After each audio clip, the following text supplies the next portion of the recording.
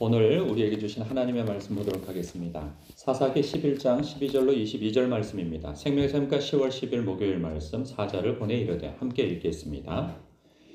입다가 암몬 자손의 왕에게 사자들을 보내 이르되 내가 나와 무슨 상관이 있기에 내 땅을 치러 내게 왔느냐 하니 암몬 자손의 왕이 입다의 사자들에게 대답하되 이스라엘이 애굽에서 올라올 때에 아르논에서부터 야복과 요단까지 내 땅을 점령했기 때문이니 이제 그것을 평화롭게 돌려달라 하니라.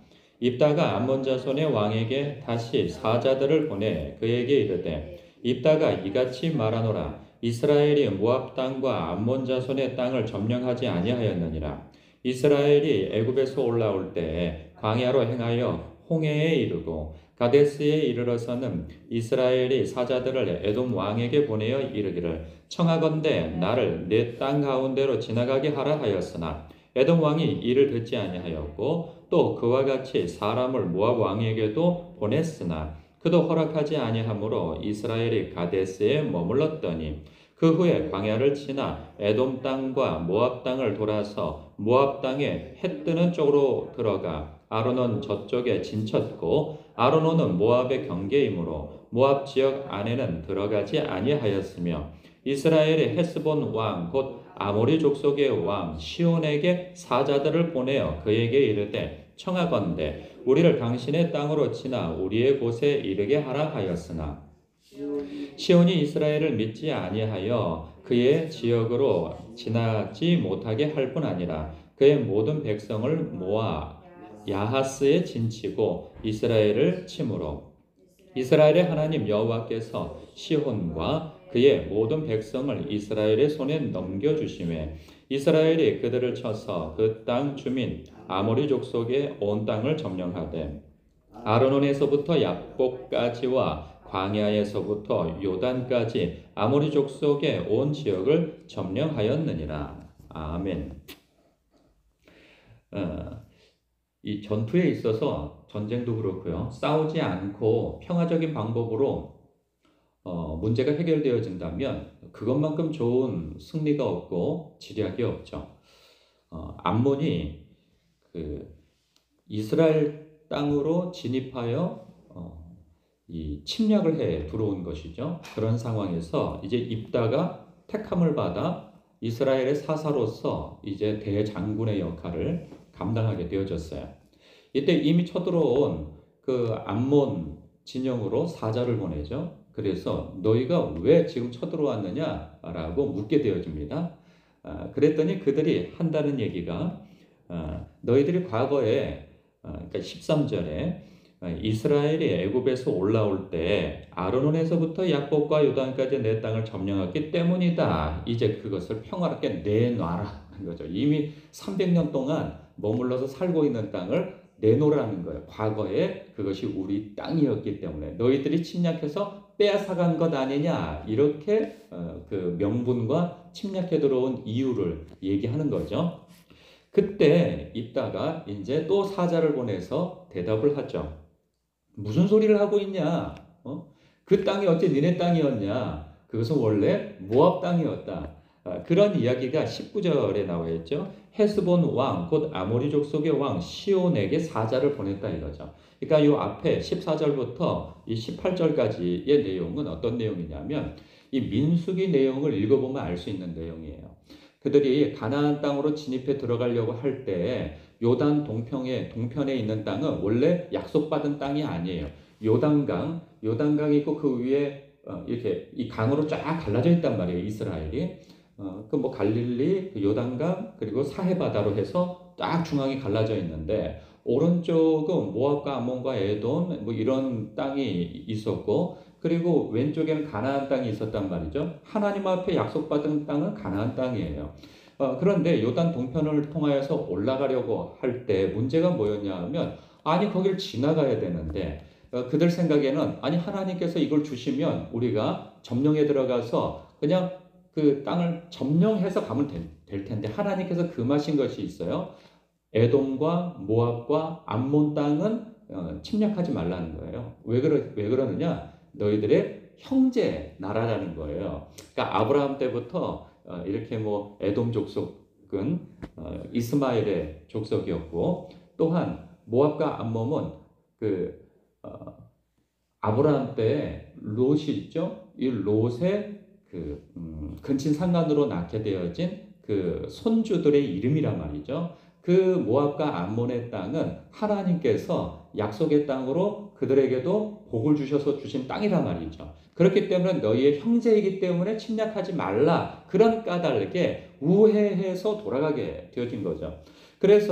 그런데 부득이하게 막혀져 있는 땅에 대해서는 우리가 지나갈 때 너희들을 침략하지 않겠다. 다만 땅을 좀 지나갈 수 있는 그 길을 빌려달라. 지나가다가 혹여라도 우리가 목말라서 우물물을 떠먹으면은 그 우물물에 대한 값을 치러주겠다. 그리고 우리가 그 밟은 땅에 대해서 다 변상을 하고 그 값을 치러주겠다. 이렇게 사신을 보내서 얘기를 하죠. 그런데 여기에서 나온 것처럼 19절에 헤스본 왕, 곧 아모리 족속의 왕 시온에게도 동일하게 그렇게 사신을 보내서 얘기했는데 이들이 지레 겁먹고 그들이 먼저 쳐들어오게 되어졌다. 그래서 그러한 까닭에 그 땅을 차지하게 되어져서 그 뒤로 300년 동안 우리가 여기서 머물러 살게 되었거늘 하나님께서 주셔서 우리가 살게 되어진 이 땅에서 벼랑간 나타나가지고 왜 그 땅을 달라 하냐. 그리고 사실은 그 땅은 암몬 족속 너희들 땅이 아니고 엄밀히 따지자면 모압 족속의 땅이다. 그런데 모압 족속도 300년 동안 가만히 있는데 왜 너희들이 갑자기 니네 땅도 아닌데 니네 땅으로 교묘히 바꿔가지고 니네 땅이라고 우겨가면서 땅을 내놓으라고 하느냐? 이 말이 되는 소리냐? 돌아가라! 이렇게 얘기를 한 거죠. 그러니까 에이 다 필요 없어. 그냥 내놔. 이렇게 된 거죠. 근데 여기에서 중요한 게 뭐냐? 이 입다가 이 지식을 어떻게 알았겠어요? 이 역사에 대해서? 모세, 즉 율법, 모세 오경에 대한 지식이 있기 때문이에요. 이제 나중에 좀 더 읽어보면 그가 하나님 앞에 이 땅을 저 모압 이 암몬이죠. 암몬 족속을 물리치면 하나님 그 우리 집안에서 제일 처음에 나를 맞으러 오는 자를 그 인신제사로 드리겠습니다. 이런 말도 안 되는 이야기를 하는 거 보면 율법을 그가 정말 읽었을까? 율법에 대한 지식이 있었을까? 이런 생각이 들기는 해요.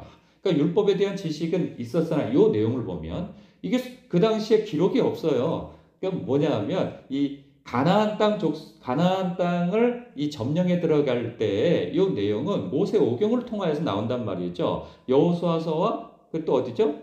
여호수아 이전에 민수기를 통하여서만 이 내용을 알 수 있어요. 또 신명기를 통해서만이 알 수 있단 말이죠. 그러니까 그가 율법에 대하여서 지식이 있다는 거예요.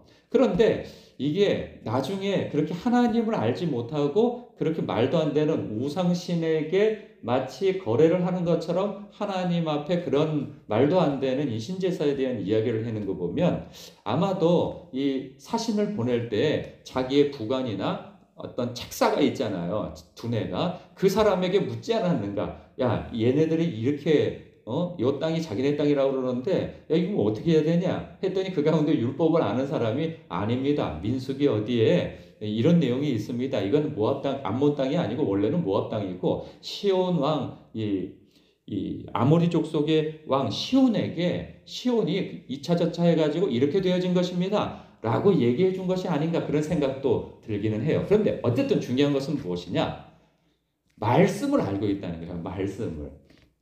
그러니까 성경을 모르면 이 당시에 이 율법을 몰랐고 자신의 역사는 이 율법 속에 있는 것인데 이것을 모르면 그냥 상대방이 얘기한 것이 그런가? 하고 머리 끄적끄적하고 도대체 어떻게 해야 돼? 그냥 싸워야 돼? 이렇게 물론 그들이 다 필요 없어. 그냥 내놔. 이런 결론이 나오거든요. 그런데 이런 수싸움과 이 명분 싸움과 그리고 이 올바른 역사의식을 가지고 이야기하는데 이거 지식이 없으면 그냥 속는 거 아니겠어요? 그런가 보다. 지당한 얘기인 것 같은데? 그러고 오히려 그래 싸우지 않고 그냥 요 땅만 니네들이 가져라. 이렇게 될 수도 있단 말이에요. 그런데 속지 않은 까닭이 무엇입니까? 역사를 알고 있고 무엇보다도 우리에게 있어서 중요한 것은 성경을 알고 있다는 거예요. 성경을 모르면 여러분 속임을 당합니다. 악한 마귀에게. 악한 마귀는요, 세상적인 지식만으로 속이지 않습니다. 심지어는 예수님을 속이기까지 하잖아요. 무엇으로? 말씀으로. 예수님께서 광야에서 40일 동안 금식 기도를 하고 계실 때 악한 마귀가 와서 다 신명기 말씀 가지고 시편 말씀 가지고 속인단 말이죠. 그런데 예수님은 또 어떻게 그들을 대적해요? 말씀으로 대적합니다. 말씀으로 공격해오는 것을 말씀으로 대적을 한단 말이죠. 그런 것처럼 여러분 오늘날 이단들이 많잖아요. 신천지 있고 안상홍 증인회, 하나님의 교회 이따위들이 있고 또 뭐가 있습니까? 갑자기 생각이 안 나네. 그 제7일 안식교회도 있고 그리고 여호와의 증인도 있고 그리고 사이비 같은 자들도 있잖아요. 만민중학교에도 그러나? 만민중학교에 사이비잖아요.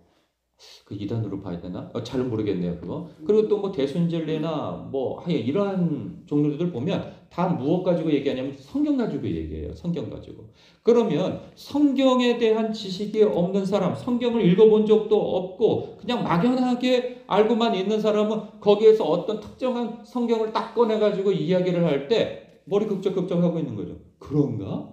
아니, 내 그건 몰랐네. 야, 여긴 또 진리의 말씀을 가르치는구만. 또 이런 정신없는 소리를 하고 거기 홀딱 넘어가고 그런 사람들. 여러분 죄다 거기 앉아있는 사람들이 과거에 나도 과거에 교회에서 열심히 섬겼던 집사였고 안수 집사였고 권사였고 장로였고 전도사였고 이따위 소리를 하면서 거기에서 거기 다 여기 오니까 내가 진리의 말씀을 알게 됐다고 이런 헛소리를 들어놓는단 말이죠. 제가 짐작해서 하는 얘기가 아니에요. 왜냐하면 내가 다 들어본 얘기이고 실제로도 경험한 일이기 때문에 그래요.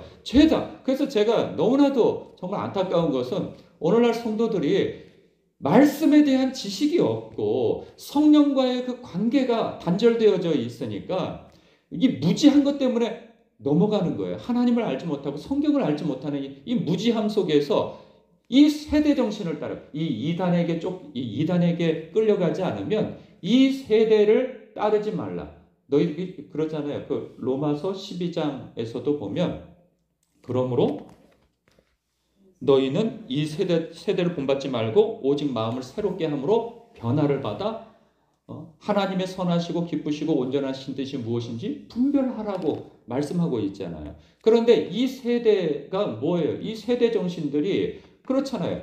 그 인권을 얘기하고 또 이 평등을 얘기하면서 교묘하게 하나님의 그런 창조 질서를 역행하는 그러한 것들을 법제화하려고 하고 그리고 그것을 거짓으로 선동하려고 하고 그런단 말이죠.